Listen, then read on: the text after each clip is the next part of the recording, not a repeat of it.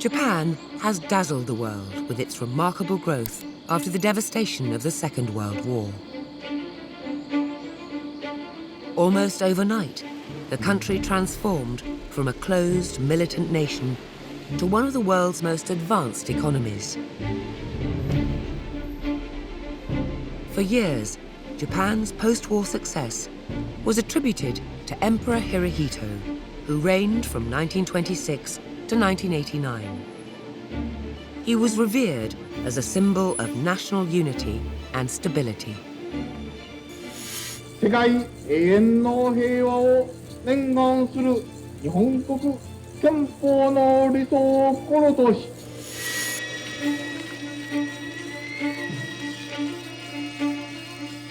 But immediately after his death, citizens began to debate a once taboo subject: Hirohito's responsibility for the Second Sino-Japanese War and World War II.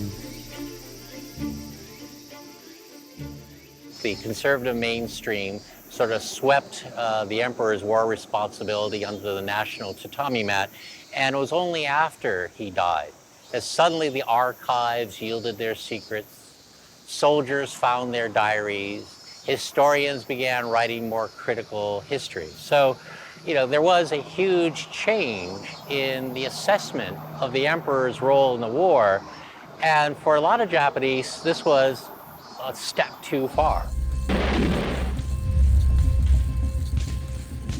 Emperor Hirohito was never convicted or tried for his role in the two wars which occurred during his reign.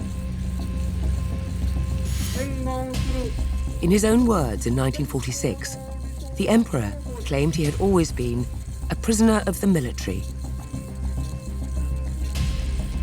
In reality, he wielded immense power and influence over both the government and the military. The Constitution gave extensive powers to the emperor. The military answered directly to the emperor, not to the civilian political leader. So he had command control over the military. Upon ascending the chrysanthemum throne on December the 25th, 1926, Emperor Hirohito was bestowed with more than just political power.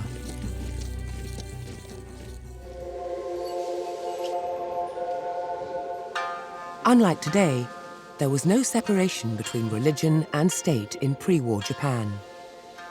Shintoism was the national religion, and as emperor, Hirohito was its de facto head. He was worshipped by the Japanese people, who believed that their emperor was a descendant of Amaterasu, goddess of the sun.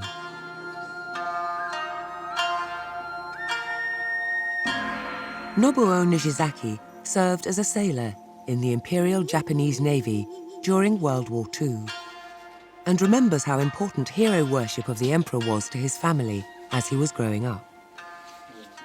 それはもうね、なんでこんな、だってうちのほら、先祖代々のやつのね、一番端に天皇の白馬に曲がった写真があるんですから、これ一番最初の拝んですから。はい。なんでこの偉い天皇を拝むかなという意識はありましたね。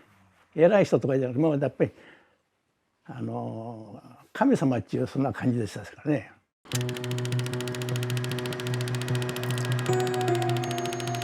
Take a walk back in time, and the propagation of emperor worship and the cult-like devotion to the imperial household can be traced back to a mysterious document.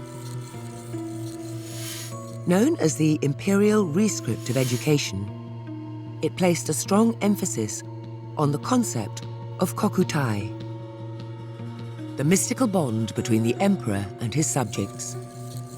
Everyone was expected to devote their lives to the survival of the imperial household. 教育直後は神の言った天皇の言葉ということになって、これは憲法も超えるようなそんな存在になってきて、今おっしゃったような形で、それで生徒と呼んで、それだけ教員を呼んで、そして天皇の写真に拝礼して、そして教育直後を読み聞かせるというそういうような儀式でもって使ったということがあるかと思います。Professor Masaki Ono, a scholar of education policy during Hirohito's reign, believes that the concept of kokutai was used by the military to imbue soldiers with the belief that they were warriors of the emperor. 軍隊の生活の中では自分は天皇の赤士だとか天皇の兵士だっていうことは教育で徹底されていますから公式の部分ではやはり自分は天皇の軍隊上官の上には天皇がいるそもそも天皇が大元帥っていうことで軍の統率者っていうことになってますからそのことは徹底されていたんじゃないかなと思います。Nobuo Nishizaki was only 14 years old when he enlisted in the Imperial Navy. He's never forgotten being disciplined for not expressing his willingness to lay down his life for Emperor Hirohito. 海兵団入りまして、こういうことがあったんですよね。卒業前にね、海兵団長さんの視察がありまして、でその時に第1期生の、あれは240名が軍隊でしたけど連兵所に並びましてですね、ずっと連れてくるわけですよ。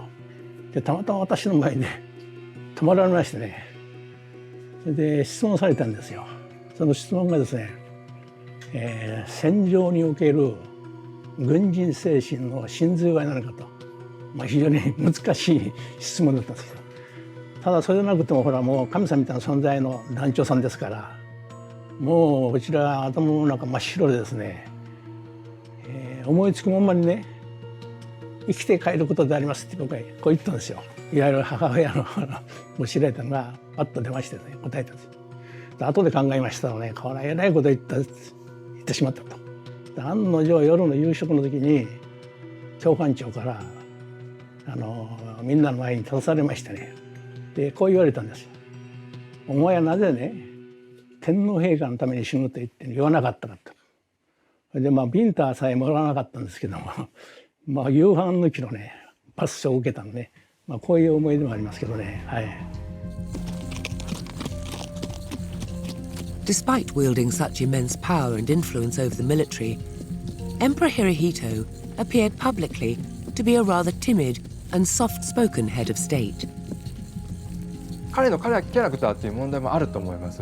もう一方で君主としての若さっていうか経験のなさっていうのも大きくて、まだ即位した時っていうのはとても若い存在なんですよね。で一方で、周りにはもう熟練の政治家たちや軍人たちがたくさんいて、で彼の場合は特に弟がまだいるっていうことが、弟がつまりスペアとしているっていうことが一つあって、自分がもし失敗してしまうと周りの政治家たちから非常に責められる。しかも変えられてしまうんじゃないかっていうような。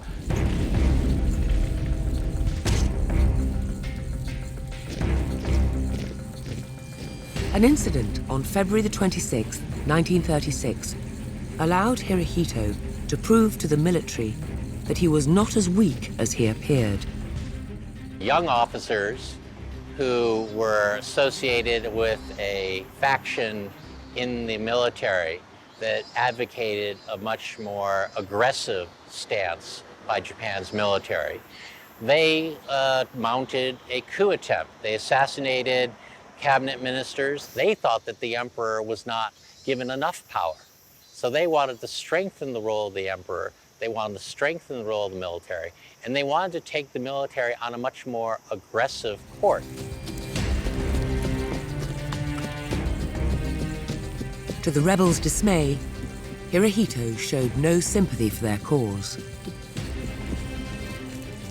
天皇にとっては自分の家臣が殺されてしまったということに対する怒りがあったので、むしろ行動を起こした人たちに対する鎮圧っていうのを強く求めるっていうことになるんですね。On Hirohito's orders, the coup was crushed. 19 rebels were executed and 14 imprisoned. As Japan's expansionist and militarist ambitions grew louder in the 1930s, the emperor's actual direct role was to become more acute. Was he running the generals, or were they running him?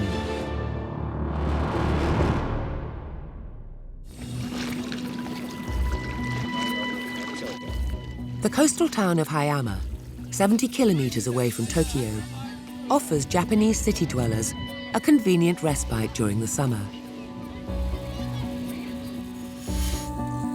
Emperor Hirohito himself used to spend his summers on these beaches, collecting specimens as part of his research in marine biology, his favorite hobby.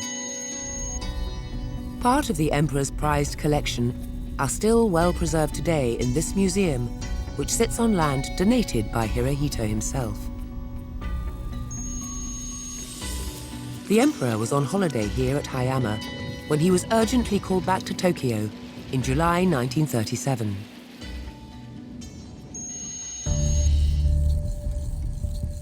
The crisis awaiting Hirohito was a clash here on the Marco Polo Bridge just outside Beijing between Japanese and Chinese soldiers. What happened was that locally garrisoned Japanese troops, who were actually stationed in many parts of North China in the 1920s and 30s, were undergoing roll call when it suddenly appeared that a couple of the soldiers had gone missing. Their commander thought that they had been kidnapped or killed by local Chinese troops. Now, this actually wasn't true. It turned out that the two men had almost certainly gone absent without leave and then had sneaked back to their barracks. But of course, that wasn't evident at the time, and as a result, the Japanese commander confronted the local Chinese commander, demanding concessions, demanding that he apologize. The Chinese commander refused, and as a result, these two sides began to clash with each other. The Marco Polo Bridge incident provided the Japanese military with the perfect excuse to invade China and expand their empire. But to proceed with their plans, the Japanese cabinet required the approval of their emperor. While initially citing concerns that the Soviet Union, who shared a border with the Japanese-controlled Manchukuo, might intervene, Hirohito endorsed the cabinet's decision to send more troops into China when the Russians showed restraint. It's clear the emperor was quite fully consulted and certainly didn't do anything at all major to try and prevent the increasing incursion of Japanese power on the Chinese mainland. In the end, the emperor probably authorized the increasing presence and occupation by Japanese troops of the Chinese mainland because his politicians, civilians as well as military, told him it would be relatively easy. The emperor, who was clearly rather a weak man in many ways, said that he would authorize it. The emperor's approval for the invasion of China in 1937 was to lead to one of the bloodiest massacres ever by a military force on innocent victims. This massive pit, which was excavated in Nanjing, is testament to how Hirohito's war claimed not only the lives of soldiers, but helpless civilians too. These 10,000 skeletons are silent witnesses to the brutality the Japanese unleashed during the Nanjing massacre, a savage campaign of arson, murder, and rape, which took place from December the 13th, 1937.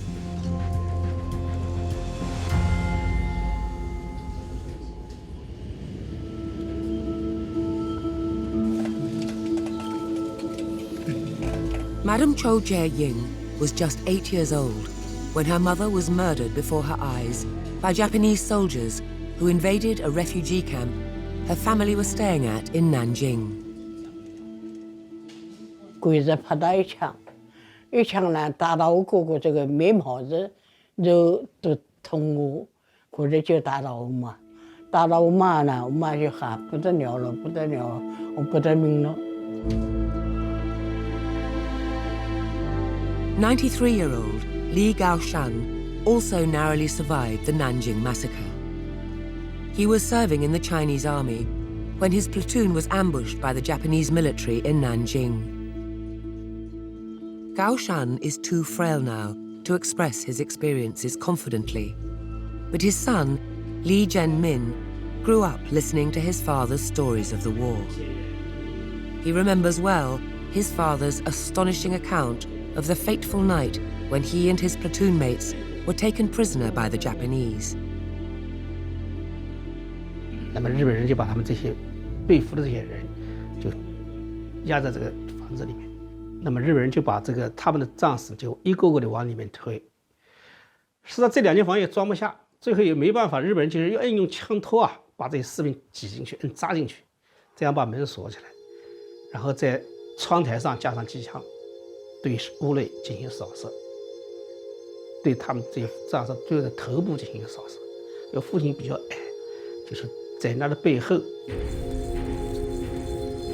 After the shooting, the Japanese soldiers set the house on fire and left. 我父亲当时被压在这个他们那些战士的身底下嘛，浑身全是血了，那么他就慢慢的挤啊挤。As many as 300,000 people perished during the Nanjing massacre, including women and children.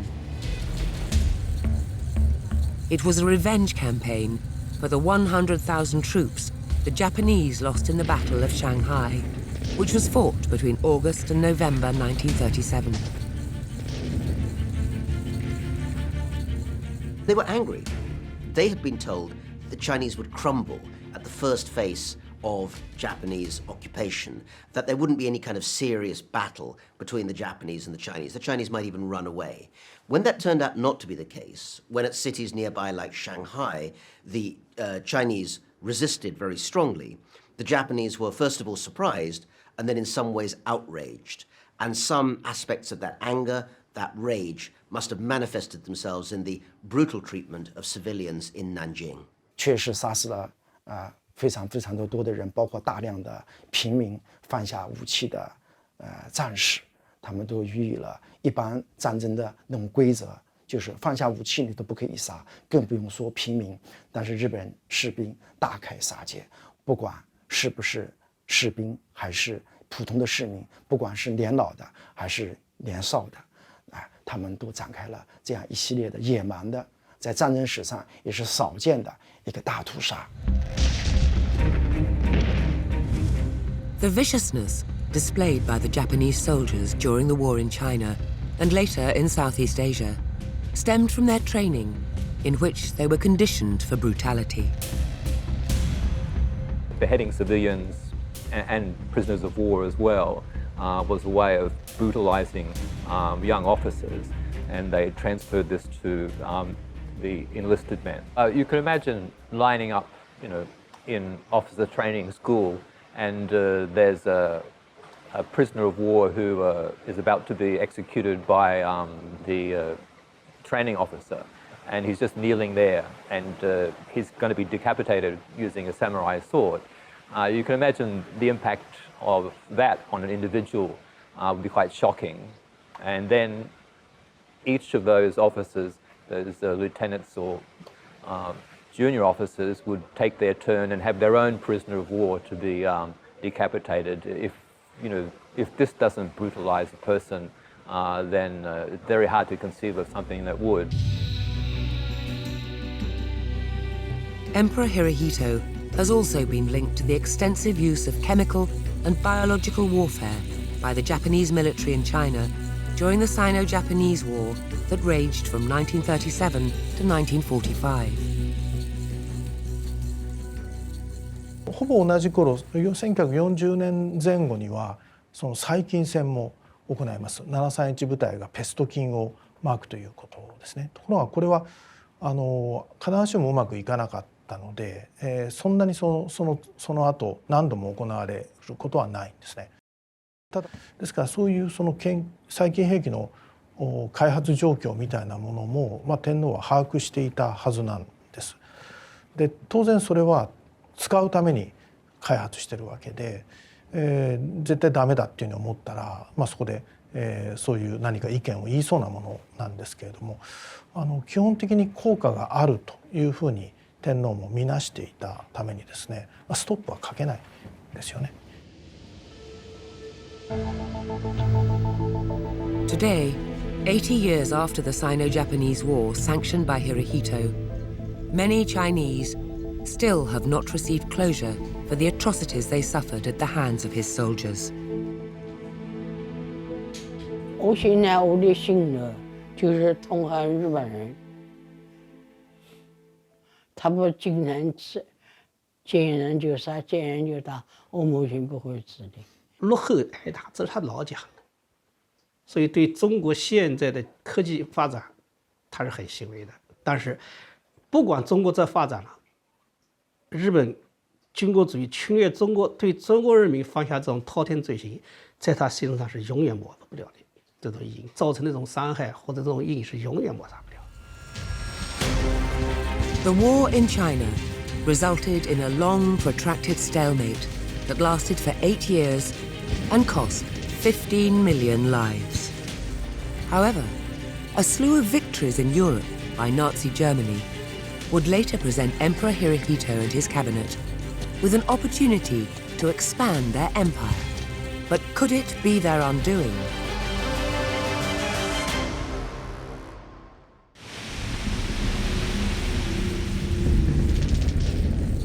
With their colonial masters engaged in the European theatre of war, Japan invaded French Indochina on July the 24th, 1941.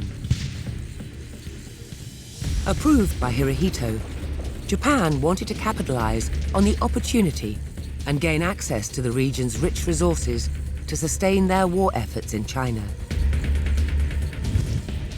Hirohito's actions were to have a lasting impact on the Asian century. Immediately, United States President Franklin Roosevelt imposed strict economic sanctions on Japan. 非常に深刻でした。40年に航空機用ガソリンとクズ鉄で41年の8月には石油を止めてしまうというでこれは日本にとって非常に困ることで、だからアメリカはそういう制裁を科したわけですね。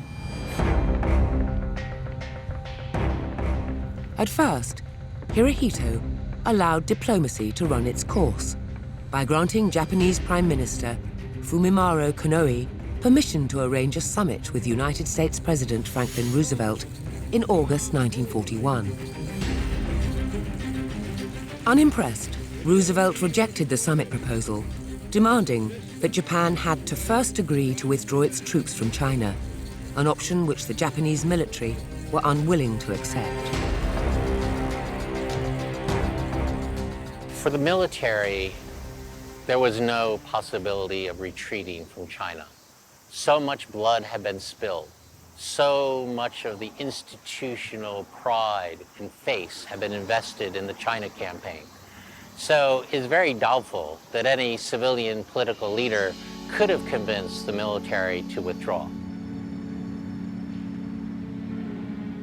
A month later, Hirohito attended a critical meeting with the military to discuss the option of going to war with the United States.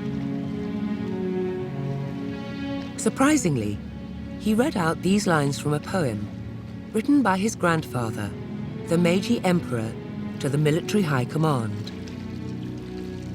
I believed this was a world in which all men were brothers across the four seas. Why then do the waves and winds arise now with such turmoil? 明治天皇の和歌をわざわざ読んだっていうのは本当にいいのかどうかっていうことを、もう一回問いかけてる。つまり下の人たちはもうやらざるを得ないというふうに上がってきてるわけですね。で先ほど言ったように近代の天皇制っていうのはもう基本的に下から上がってきたものに対してはいろいろ言うけれどももう最後はやらざるを得ない天皇はサインせざるを得ないところはあるわけですね。しかしそこでなんとなくそう上がってきそうなところに、あえてもう一回考え直してくれっていう、それはつまり自分の英米協調っていうところの考え方をこうなんていうのかな、ある種こうはっきりは言わないけどちょっと忖度して考えてくれっていう形で言って。Here you are, deciding on a major policy, attacking the United States. You're surrounded in a room of military men.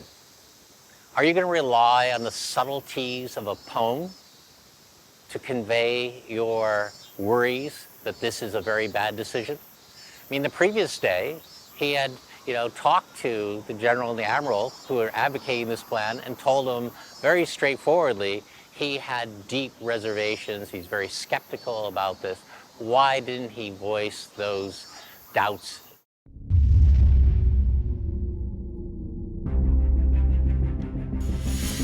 On December the 1st, 1941, Emperor Hirohito signed the imperial order declaring war on the United States.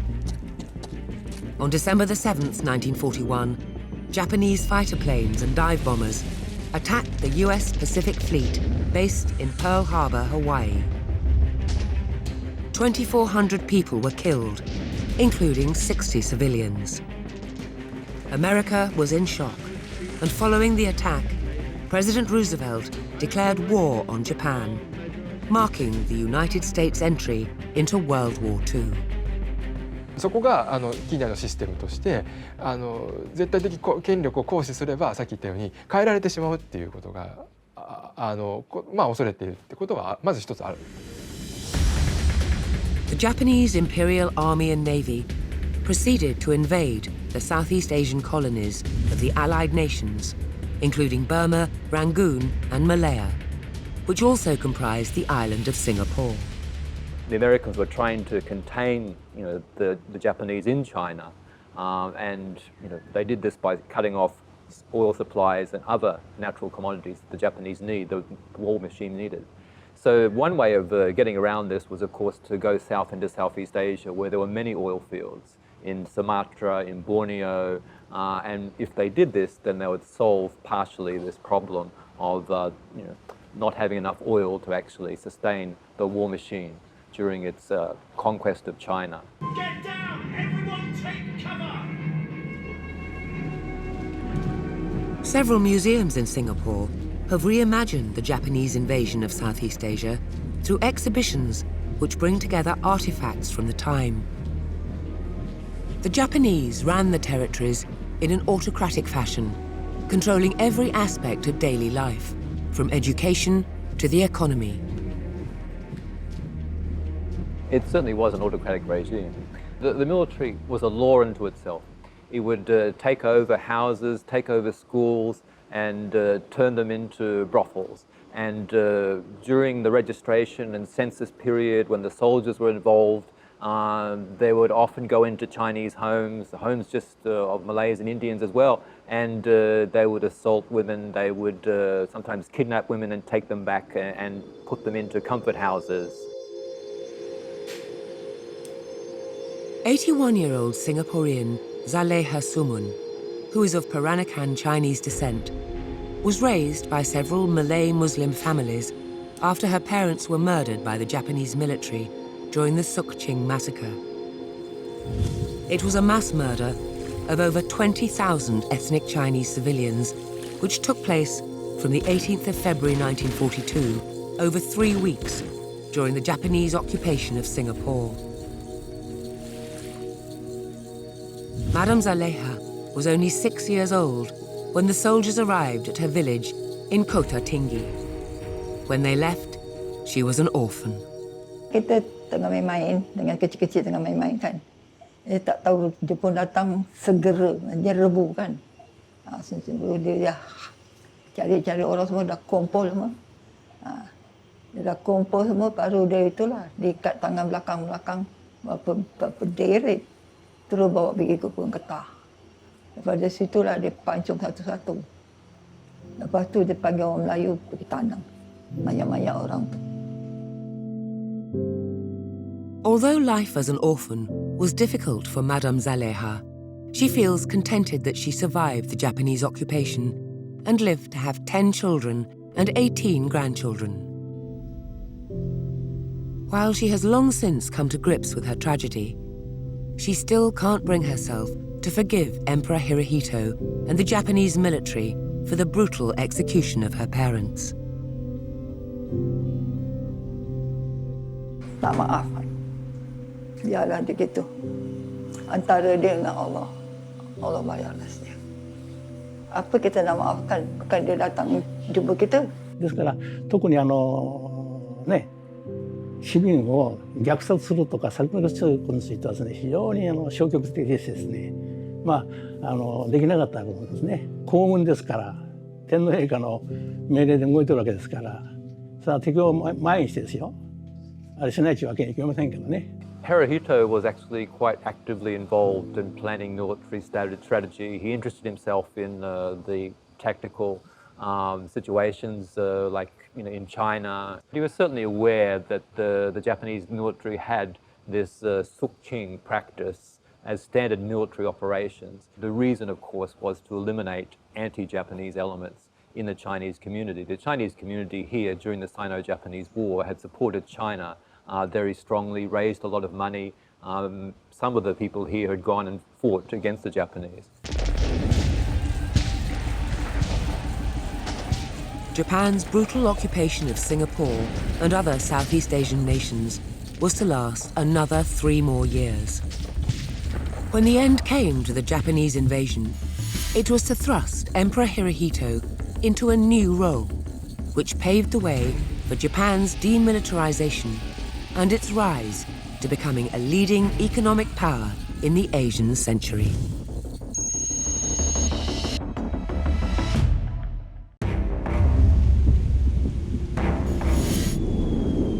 In June 1945, Japan suffered a series of devastating attacks by the United States.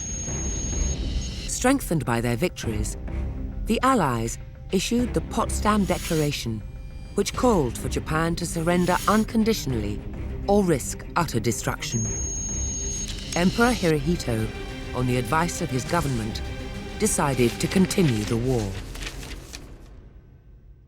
The military had advised the emperor that the unconditional surrender demanded by the Americans threatened the imperial household. It left uncertain the fate of the emperor. So ironically, the American insistence on unconditional surrender strengthened the hand of the hardliners who said, no, we can't surrender because we don't know what the fate of the emperor would be. Emperor Hirohito's refusal to surrender was a critical turning point that changed the course of history forever. In August 1945, the United States fulfilled its promise of utter destruction by dropping the world's first atomic bombs on the Japanese cities of Hiroshima and Nagasaki. The bombings claimed at least 129,000 lives and caused radiation-related injuries and health problems to thousands of others.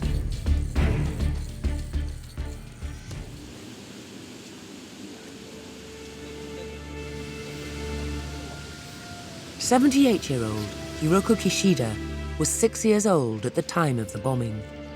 She was at home, using the toilet, when she heard the explosion that would change her life forever. ドーンとって真っ暗になりました。そして多分一瞬は気がなくなったと思うんですね。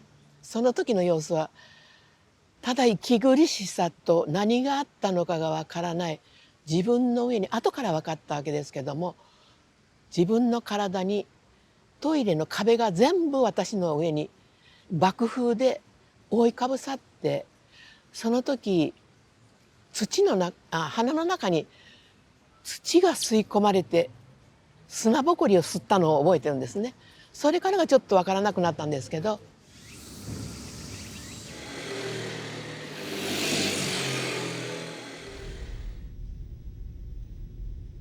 87-year-old Fumiko Kato was also knocked out by the bomb blast.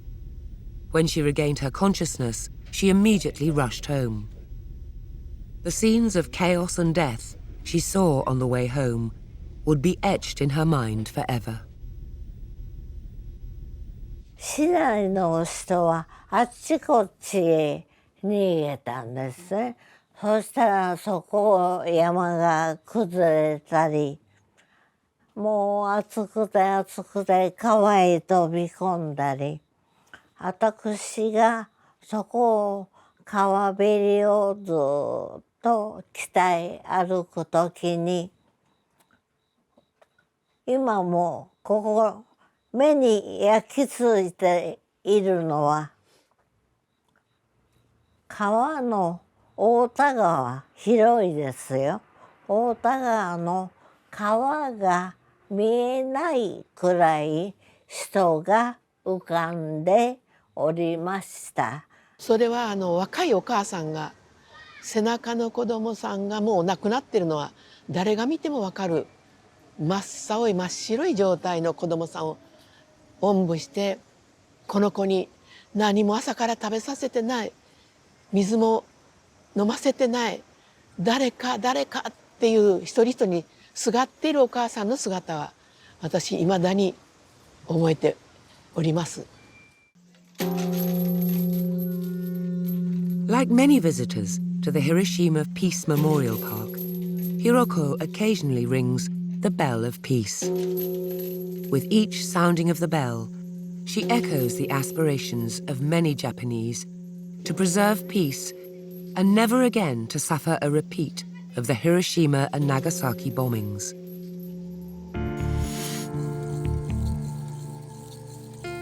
Many believe that Emperor Hirohito could have spared the lives of the 129,000 who perished in the 2 atomic bombings if he had given the order to surrender earlier.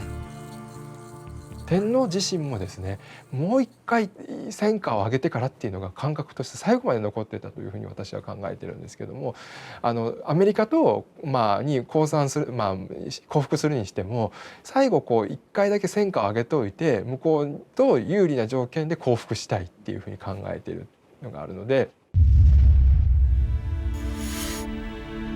Humbled by the destructive power of the nuclear attacks, Emperor Hirohito signed the imperial order to end the war on August 14th, 1945. The next day, Hirohito broadcast his surrender speech to the Japanese people over the radio. It was the first time ordinary Japanese had ever heard his voice.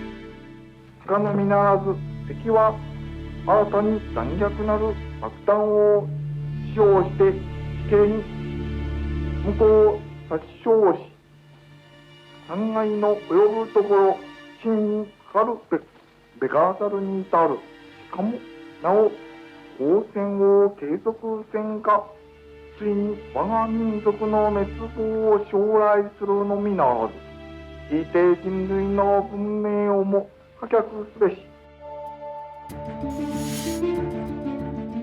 The Japanese government then proceeded to sign the surrender agreement with the Allies 3 weeks later on board the USS Missouri in Tokyo Bay.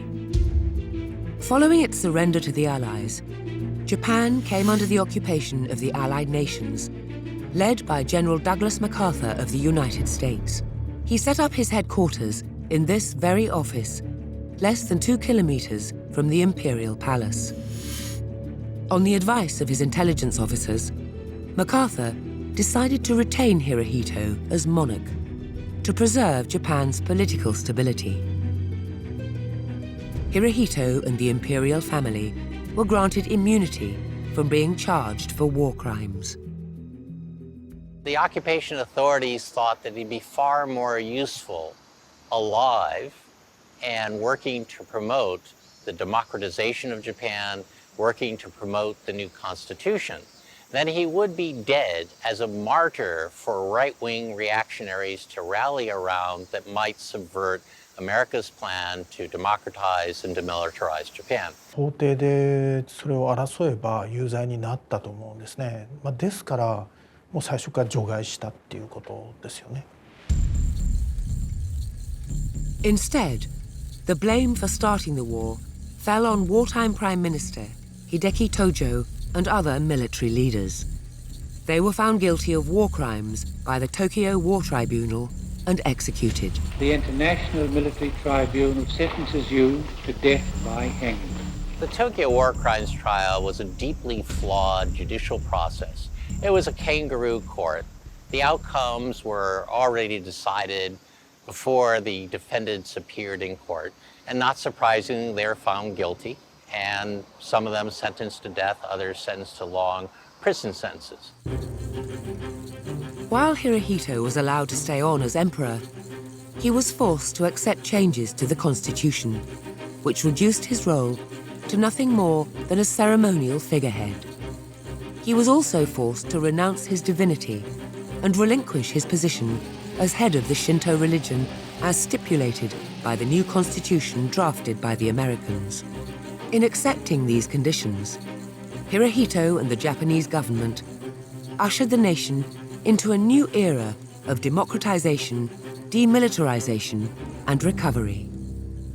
戦後直後ですね、天皇は各地を訪問する、日本各地を訪問して、人々、傷ついた人々をですね、癒すみたいな役割を担っていくんですね。自分たちが、自分が励ます役割を担っていくことになります。それで天皇と会った人々はそこで戦争終わった虚脱感からある種少し立ち直って戦後復興に向かおうというエネルギーになっていったのは確かかなというふうに思います。By the time of his death in 1989, Japan had already become a fully functioning liberal democracy and the second largest economy in the world, making it one of the pioneering leaders of the Asian century. Today, Japan is still a leading economic powerhouse. The monarchy has survived and is now the oldest continuous monarchy in the world.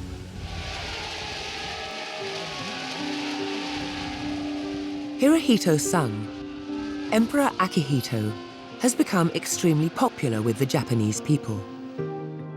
Unlike his father, who never acknowledged his war responsibility, Akihito has repeatedly expressed remorse for Japan's aggression, including during his visit to China.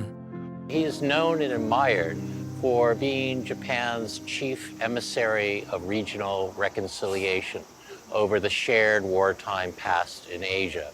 And so he has crisscrossed the region, going to sites where the Japanese Imperial Army invaded and caused mayhem. And he has engaged in acts of contrition that I think have won Japan a great deal of kudos around the region. But some wounds may never heal. 日本天皇应该讲，他应该要承担他战争罪的责任。之所以没有追究他，那应该也是由于美国的原因。我认为他应该承担他跟其他战犯应该同样承担的责任。 日本人が考えることを停止してしまったということはあるかと思うんですね。基本的に誰が戦争をの責任を最後取ったのかってことが非常に曖昧になってしまったっていうことはあるのかなというふうに思います。戦争責任を突き詰めて追及しなかった結果として私たち自身の戦争責任みたいなことも問わなくなってしまったし、だから今日本が今アジアとの関係の中で歴史認識の中でかなり圧力を生じているのも実はそこに結構大きな要因があって戦争責任を問わなかったし歴史認識みたいなのをそこで鍛えなかった結果として、今があるんじゃないかなというふうには私は考えています。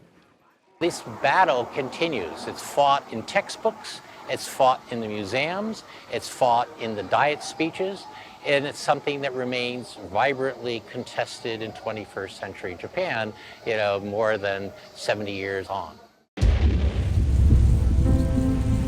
The Japanese military's brutal campaign to impose imperial rule across Asia claimed nearly 20 million lives and left lasting damage, which has taken the region decades to recover from. Hirohito has gone down in history as the emperor who willfully endorsed his military's imperialist ambitions, but was protected by Japanese politicians and the Allies as a symbol of national unity deemed necessary for Japan's demilitarization and recovery. Today, as the nation seeks to play a more active role globally, the raw animosity surrounding its wartime atrocities continues to strain relations between Japan and its neighbors, more than 70 years after the end of the war.